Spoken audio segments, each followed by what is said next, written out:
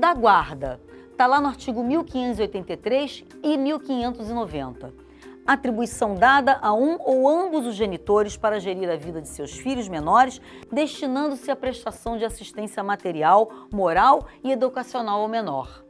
Espécies de guarda: unilateral ou exclusiva, compartilhada e alternada. Observação: a Lei 11.698 de 2008 instituiu e incorporou ao Código Civil a guarda compartilhada.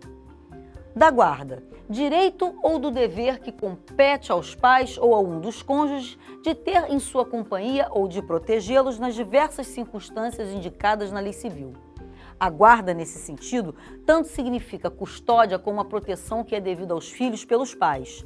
Artigo 1583. É uma das atribuições do poder familiar e a dissolução da sociedade do vínculo conjugal não modifica os direitos e deveres dos pais em relação aos filhos. Artigo 1579. Filhos havidos fora do casamento, está lá no 1611 e 1612. E quando decorrente da dissolução matrimonial, está lá no artigo 1583 a 1590. Guarda unilateral, exclusiva ou monoparental. É atribuída ao genitor que aparente melhores condições de exercê-la, observado o melhor interesse do filho.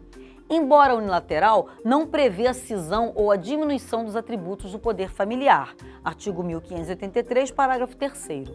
Mas acaba facilitando a degradação do laço familiar com o genitor, que não a detém, bem como facilita a alienação parental. Lei 12.318 de 2010. A guarda compartilhada ou conjunta foi instituída pela Lei 11.698 de 2008, mas já era aceita e praticada pelos tribunais brasileiros há significativo tempo. É a modalidade que estabelece o exercício conjunto e igualitário do poder parental, embora o menor ou incapaz permaneça residindo com apenas um dos pais. Exige, portanto, relacionamento harmonioso entre os genitores. Gustavo Pedino fala sobre isso. Afirma ser vantajosa esse tipo de guarda, porque evita a desresponsabilização do genitor que não permanece com a guarda, além de assegurar a continuidade da relação de cuidado por parte de ambos os pais, prevenindo ou impedindo a prática da alienação parental, lá na Lei 12.318 de 2010. Qualquer das formas de guarda pode ser requerida por consenso ou por qualquer dos genitores em ação de separação ou divórcio ou de forma autônoma, inclusive por meio de cautelar. Não havendo consenso, deve ser determinada pelo juiz em atenção aos interesses e necessidades dos filhos, devendo, se possível, optar pela guarda compartilhada. Lá no artigo 1584 fala sobre isso. As novas núpcias do genitor não lhe fazem perder o direito de ter consigo os filhos, artigo 1588. Que o direito de ou a visita é conferido ao genitor que não possui a guarda, mas para além de um direito do pai, é um direito dos filhos em manter a convivência afetiva com seu genitor, artigo 1589. O fator determinante na fixação de qualquer das modalidades de guarda deve ser o melhor interesse do menor ou incapaz, não sendo decisivos fatores econômicos ou eventual culpa apurada em processo de separação. Segundo o artigo 1583, guarda decorre de dissolução do casamento. A Lei nº 12.318 de 2010 diz o seguinte: considera-se ato de alienação parental a interferência na formação psicológica da criança ou do adolescente promovida ou induzida por um dos genitores, pelos avós ou pelos que tenham a criança ou adolescente sob sua autoridade, guarda ou vigilância. Se concretiza por meio de um processo que visa modificar a consciência dos filhos com o objetivo de reduzir ou mesmo eliminar os vínculos afetivos com outro genitor, caso de inversão de guarda, responsabilidade civil e em casos graves da destituição do familiar, melhor interesse do menor.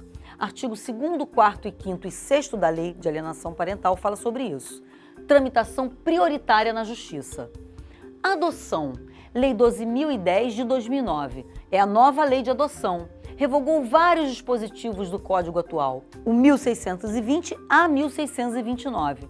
Vínculo fictício de filiação, trazendo para sua família na condição de filho, pessoa que geralmente é estranha.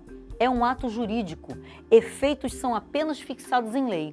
Termos a adoção de menores e maiores através de processo judicial. A adoção de pessoas com idade superior a 12 anos tem necessidade de ouvir o adotado. Não há mais ato extrajudicial de adoção. Foro competente é a Vara da Infância e Juventude, para menores. vara de família para maiores. Adoção é medida excepcional e irrevogável. Somente maiores de 18 anos podem adotar, independentemente do estado civil. Adoção unilateral, somente uma pessoa. Adoção bilateral, casados ou união estável, podendo ser homoafetivo. O adotante tem que ter pelo menos 16 anos a mais que o adotado. O artigo 41 do ECA diz o seguinte: atribui a condição de filho com os mesmos direitos e deveres, inclusive sucessório, desligando-se qualquer vínculo com os pais e parentes, salvo os impedimentos matrimoniais. Seus efeitos: após o trânsito em julgado da sentença, do estágio de convivência estabelecido pelo juiz, o maior de 18 anos, acesso irrestrito ao processo. Adoção à brasileira ou simulada, como o caso de padrasto por filha, ato nulo, mas acaba sendo convalidado pelo vínculo de afeto, paternidade socioafetiva. Adoção do nascituro. A corrente majoritária é contra pela ausência de regra. A corrente minoritária é favorável em razão de possibilidade de reconhecimento como filho, como diz o artigo 1609.